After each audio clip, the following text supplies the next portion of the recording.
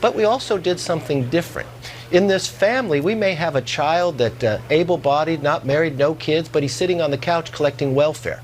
We're going to put work requirements on that individual, so he's going to have work requirements, he's going to get a job, and it's going to make the life easier. Listen, Kevin McCarthy isn't one of those smart guys, okay? He's a guy with simple concerns, like making sure America's children stop slacking off and start becoming profit-generating workers. We're going to put...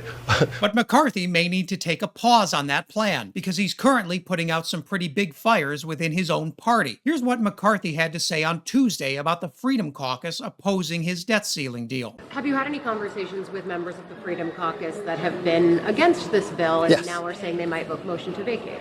I've talked to many about whether they're for or against the bill. I'm not sure what in the bill people are concerned about. It is the largest savings of $2.1 trillion we've ever had. It's the first time in history the largest rescissions, where we're pulling money back from the hardworking taxpayers that are going to China. Are they opposed to work requirements for welfare? Should someone continue to be able to sit on the couch, able-bodied, with no children, and not be helped to find a job? Man, Kevin McCarthy cannot help but be condescending. You think that may be a reason why he's rubbing so many of his fellow Republicans the wrong way? Now some key Freedom Caucus leaders are looking to remind McCarthy that his entire speakership depends on them. Here's Congressman Dan Bishop. How much confidence do you have in the speaker right now? None. Zero. You said today that a motion to oust McCarthy as Speaker is on the table. If this debt ceiling deal goes to the floor for a vote, are you going to make good on that threat? Well, we'll see, Brianna. I always work with others.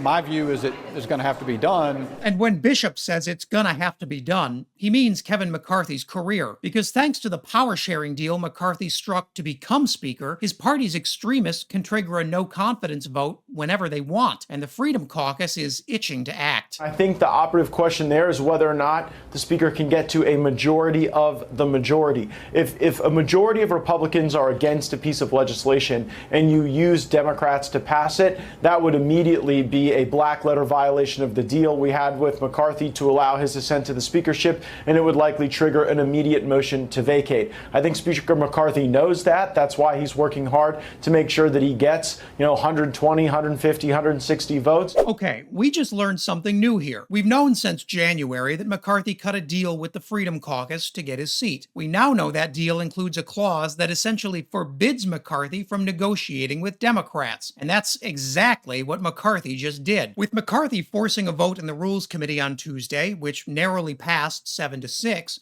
the debt ceiling bill now heads to the House floor. Right now, McCarthy is heading into that vote with a staggering 28 Republicans opposing his bill. Yikes. Not one Republican should vote for this deal. It is a bad deal. No one sent us here to borrow an additional $4 trillion to get absolutely nothing in return. But at best, if I'm being really generous, a spending freeze for a couple of years. That's it. That's about what you get. On the upside, some Republicans are openly admitting that Joe Biden completely rolled Kevin McCarthy, and they're doing it in one of the best ways ever, by basically calling McCarthy a loser and a big doofus on every public network. Just take Congresswoman Nancy Mace, who accused McCarthy of being outsmarted by a president who, in her words, can't find his pants. Next up, renting a guy to play the sad trombone behind McCarthy as he walks down the hall. Or consider this Fox News interview with Congressman Ralph Norman, who struggled to find anything positive to say about the guy Republicans chose as their chief strategist in the House. I mean, think about it, John. I mean, we were over Memorial Day, and to get a call to comment and support a bill that, the negotiated bill that we hadn't even read. It's like the Pelosi days. You got to pass it before you can read it. This needs to be debated. But he is giving you 72 hours to consider it before you're asked to vote on it.